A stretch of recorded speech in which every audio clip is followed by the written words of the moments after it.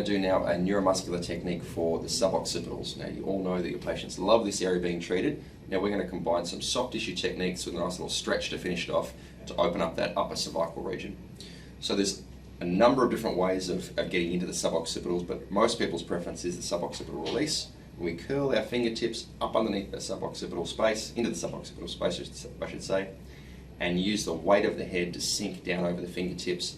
From there you can do some nice little friction techniques, digital ischemic compression where you just press in and hold. We encourage a little bit of neck movement or upper cervical mobilization with that.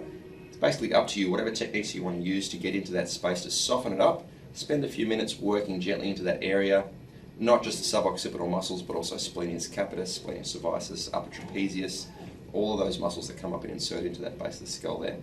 Once we've done that, then the next technique is to reach around from behind the top of the head there like that. Other hand over the top, we're going to take a trigger grip across the top of the jaw.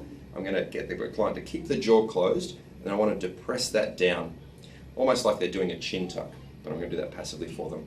At the same time that I'm depressing that down and pushing the chin in, I'm using this other hand that hooks up underneath the base of the skull and drag gently upwards to elongate that upper cervical spine and stretch out that suboccipital region. Okay, so we've done our soft tissue work. We then scoop back in underneath the head, depress the jaw down to encourage that upper cervical extension or flexion I should say, and then drag upwards, using the fingers as a hook underneath the suboccipital bone, underneath the occipital bone. Nice little stretch, hold that 10 seconds or so, release, come back, and then you can reassess, check into that space and see how those tissues have changed. And usually the client's going to love that technique. Feels really nice to get that length in the upper cervical region.